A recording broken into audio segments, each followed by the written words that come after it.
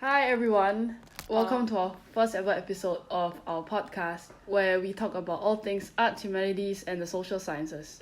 This is mainly an entertainment podcast, where we just want to ask some questions and learn new things and have a general discussion about topics that interest us. So thanks for listening, and we hope you learn something new. I'm your host Ashley, and here with me today is Ben and Vic. Hi guys. Hey. Hello. Do you guys want to introduce yourselves? I can go first. Hi, I'm Vic. I'm 18 this year and one of Ashley's friends. My life pretty much revolves around like entertainment, like TV, movies, and music. So, yes. Alright. Hi, I'm Ben. I'm another one of Ashley's friends. I do amateur writing, Nice. just for entertainment. Some stuff is online. Cool. Link us up, dude. Sure. Okay, so for today's episode, we want to talk about all things language and linguistics. As you may know, linguistics is the study of languages and their structures and such. Vic should know more about this. And That's debatable, but okay. the awkward laughter. Oh, yes, I forgot to mention, we may have a guest coming over later on in the podcast, and I think he specializes in etymology, which is the study of how words come about. So yeah, okay, let's start off. What do you guys think about the question, will languages ever die? Ben, you want to go first because I have like a legit answer for it. Sure.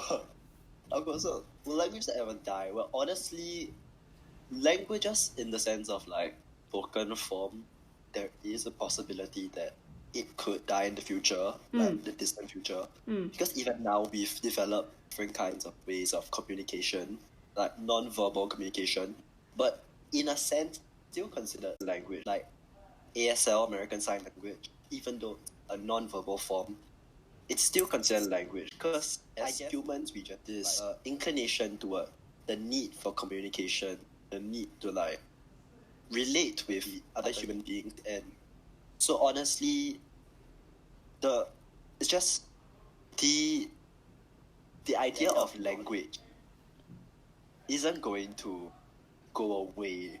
It's just that the concept of it will change over time, that it will just be revived over time, and Sure. what may be considered language in future could be completely alien to us like now, because language is just not verbal anymore, or maybe it's through different means. Right. That's an interesting insight. Vic, what do you think? Okay, so for context, I do linguistics in school as a subject. So We have an expert. not an expert, but I have some like legit knowledge about it. So language death. I mean, everywhere like there's some languages that are actually dying already, like Welsh and stuff like that. And one of like the northern, like more of the United, like the UK, like the northern part, like there's some languages that are already dying. Like Latin is a pretty much almost dead language, for like except for like a few people who still speak it. But I don't think that a lot of languages will die so easily. Like those happened over a long period of time. Right. So it does take a while for languages to die. But I don't think like languages like English or Chinese or I don't know, Spanish, they're like very widely spoken around the world. They're definitely not going to die anytime soon. So yes. So, in light of the existence of communication for like between human species, in no matter what form, be it language or non verbal language communication, and also in light of the existing mass languages that we have in today's world, like what you mentioned, English and Spanish and Chinese, what do you think is the significance of languages in today's world? Like just a general question. Think about, we see trends of globalization where brands like McDonald's and Starbucks are taking over the world, and like we just have this merging of different cultures everywhere, right? Yeah. Yeah. What role do you think languages plays in that? Yeah. Just communicating, I guess. Like English is such, like for example, English, right? English is such a like worldwide language now. Like almost everyone speaks English Yeah, definitely. to like a certain extent. I think it's even taking over some other languages. Yeah, and that's why, and that kind of leads to language death too. Like Right. if you think about it. In a sense, like even like airplane, like aviation speak technically in English. Like no matter which country you're from, if you're in the aviation sector, you have to know pilots. Yeah. Oh. It's like English is kind of the marker for worldliness in that sense. I mean, I guess because of like the widespread colonization, but like that's a different topic altogether. Let's not talk about that. That'll be another episode, I would say. Yes. Oh, and like also apart from like communicating with like everyone else in the world, it's also like sort of an indicator of your community and like your heritage. For example, like us in Singapore, right? We learn like our mother tongues. It's kind of like a indication of which, like what your racial background is. Right, yeah. So that's also like a sort of a way to connect yourself back to your heritage and like your roots in a way. Cool. Yeah, I think definitely language is like indicator of your culture and where you come from. So in fact, I think like even when you want to understand like a different culture, like I think language is the first step in understanding it, because there's a lot of things like regarding a different culture, like the different songs, the different literature text, and like so much written work just contains all the culture and everything that we can't really understand it without knowing like their language in the first place. So it is like language is significant to that point that we do have to learn that, or like at least understand enough to aid in our understanding of like different cultures and like different people here and there. So you're saying like language is an ally in how we can understand different people lah. Yeah, pretty much. I guess if you want, I can give like a short introduction on etymology because Sure. I'm here. That'll be awesome. Okay. So until today I didn't know the actual name of it. It is but a it's like strange language word. change, right? Oh no, wait. It's like language, like where they originate from. Yeah. Yeah. Okay. So, like English is a stolen language, basically. It is definitely. English is not English without. It wouldn't be English without French. like, words from other languages. Spanish. Like there's a lot of words from like French, Italian, Arabic. Greek. A lot of I don't know. Greek, yeah, Latin even. Like English is a thief. Like there's no other way to put it. Yeah, so a lot of words that are like borrowed from other languages. Like practically a whole dictionary is borrowed from other languages. Right. Thereby giving rise to the need for etymology. Yes. But like similarly, like a lot of different languages also, depending on their vicinity to like different countries, it is in a sense you can pick up like different aspects of different languages in a language. Like if you look at maybe like Japanese, their language has both words that are more English derived, Right. and then if you look at their written language, it's also very similar. Like maybe they have their own system, but there are some words that are very similar to It's like Chinese. borrowed from Chinese. Yeah, because I think it is based off like the history of the world. Because like they are close to each other, so they send a lot of scholars back here and forth. So Right. Yeah. Right. yeah, like language just changes as more knowledge is brought up. Yeah. Yeah. So like technically, like the term, like when languages come into contact with each other, the technical term is called a pidgin, and then when that further develops, it becomes a Creole, and then when that further develops, becomes an actual language on its own. Very So, cool. Yes, So- very cool. So a lot of languages really like evolve over the years because of contact. Mm-hmm. Like if you think about it, Singlish is also Singlish is another story. it's barely British now, by now. English is localization of a language. Yeah, basically. Yeah, it's a Creole actually. Yeah. So Because you have many Yes. dialects in one. yes, Sorry. so many. Everything just becomes one whole mix. Exactly. Got a salad of language. Yes, or rojak, Rojak. locally known. Yes. And like it takes time to develop like these different changes in language as well. Mm-hmm.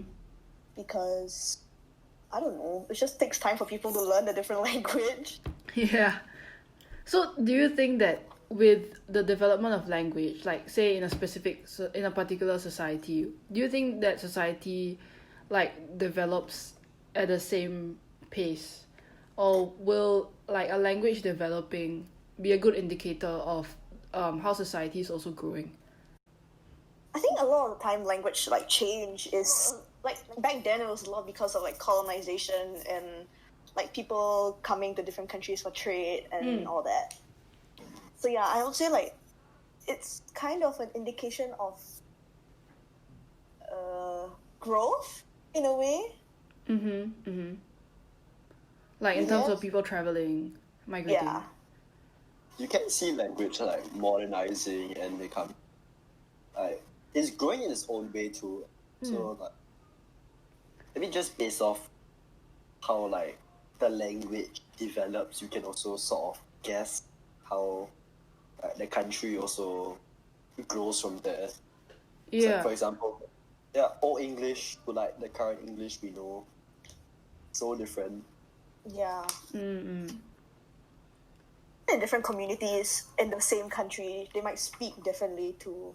Like if you think about it, like even in such a small country like Singapore, like there's people speak differently. Like Population depending 6 on where million. you are. Yeah. So you can get the upper class English, which is like proper sentences. Or you Yeah, can get like- the cheap Singlish, you know. Yeah. Or like you could go to a restaurant and a hawker center and the kinds of Englishes you will get there will be very different. Yeah, and like even in hawker centers you don't really order in English. Yeah, unless actually. you really have to. Actually. Or like if you want to consider the context, in a different country, like how Americans can tell the difference between I don't know a like a Texan, New York accent or Right. like a southern accent. Right. like not just the accents but like language, the style in which they Yeah, even speak. like the words they use. Slang, right? Yeah. It's like specific slangs that only maybe this particular area, which is it's pretty interesting to look at Right. and like, how they came about. Yeah. And not just geographical changes, but also like temporal changes. Like across generations, like people use different words and Yeah. the accents may even change as well. And like even how they pronounce certain words, like different emphasis on like certain parts of the word, the same word in like different generations. That's also quite interesting to study. Wonder why they change. Very interesting. I think mostly they'll change because development in different when other languages come in and they're like, yes, I must sound better. Yeah. Or like in Singapore, then we like really we look up to the American accent or the British accent as Definitely. superior. Then we change our pronunciation to make it more. Right. Definitely a facet of globalization. Yes. And then, which also leads to code switching. Oh, do tell. No. Something that I subconsciously do, which... What is code switching? Is it like a talent? I don't know. Code switching is like when someone switches the way they speak in different situations to suit that particular situation. I think a lot of us do that quite a bit.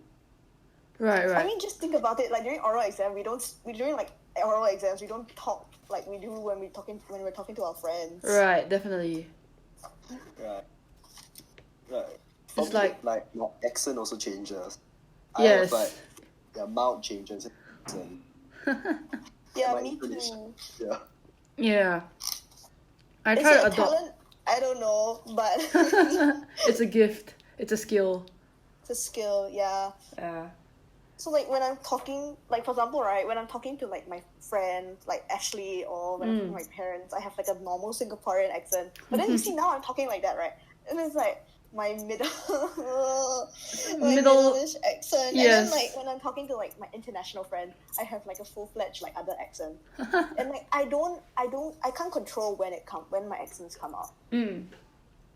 Like it's just subconscious, and sometimes it's kind of scary. But It's like right now, like how we're actually speaking, how we speak in real life. Yeah. A big difference. Yeah. That is a big difference. Yeah, I think definitely in like formal and informal situations we'll speak differently. yeah, definitely, because we can't use like slang in Yeah. in like formal situations. Say like a job interview.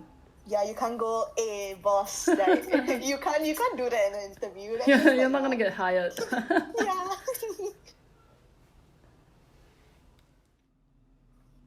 Like, do you guys code switch too? Like, I feel like it's only me thing when I do it. No, I do a definitely. lot of- Everyone does it. I feel like I don't even know when I do it. And then sometimes I get confused when like two different groups intermingle. Then I'm like, okay, which Yes, one that am I is the speaking worst. now? Yeah. Like, for me, usually I have like differences when I'm maybe in classes. Like depending on the teacher, I also have different Oh, like. yeah. Oh, that's interesting. Yeah, it depends on like teacher or the class, like depending on the situation. Like not just So- different language classes. Even in different languages and class, I have different styles. Uh-huh. If you catch me in a literature class, the way I speak is very different from how I may speak in maybe physics class. Yeah. Oh. I get what you mean. Right. It's more refined, like, yeah. I mean, It's the have to vibe. get It's the the brownie vibe. points from the teacher. I think the teacher definitely sets the mood for like how you're gonna speak in the class. Oh yeah, definitely. It's like people say you only switch when like you say different languages, but like, I mean even with a single language, you can also have minor switches here and there. Yeah. People can tell if like they know you from multiple places. Yeah. I mean, like, my family is Filipino, so we migrated here like 10 years ago. And I remember when I was smaller, it will always be so awkward at like family dinners where like visitors from the Philippines came over to have dinner with us, and they'll hear me speaking Singlish with, say, my friends or like my brother. Yeah. They'll be like, what sort of accent is that? And yeah, it's kind of hard to code switch, especially when you're in an environment like I'm in Singapore, but I'm with family members from the Philippines. So like, which accent do you adopt? Yeah. Like when I was I used to do gymnastics, right? And then most of the girls I trained with were all like Europeans.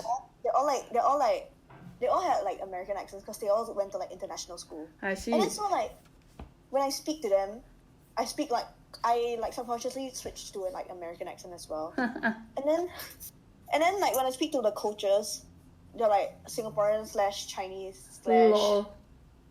Filipino. Then like I switch back to like normal accent, and then like my brain gets very confused after that. And yeah, I also think like it's partly due to the fact that I watch a lot of Hollywood. international dramas and shows. Right. And I just kind of picked it up from there. Yeah. I guess it is based off like our what community we choose to like surround ourselves in. Yeah, definitely. Yeah, I mean, I certainly like had a bit of a British accent after binge watching Sherlock, so. Oh my god, yeah. And like, funny story, right? Apparently, when I was younger, like when I was like 5 or 6, and then like there was according to my mom, right? One day I came back and I just started speaking an American accent, like No without way. prompting, like just conversing with her in an accent, and like, Like, I'm also very confused. what prompted that? I have no idea. I mean, as a kid, I would say I watched a lot like High Five and like Barney. Right. We're all like influenced by those, but I don't think those actually, like in terms of like back then, those weren't really that much. The accents weren't that bad either. Yeah, I don't even know how I did it, dude. I am still very confused. I think when we were younger, we're certainly more impressionable, and it can show up in our like speech. Yeah, like we can Very switch often. accents more easily. Yeah, true. It's like if you have a wide range of experience in like different languages and different cultures, the way your language just blends together is very interesting. Like no one person has like similar language.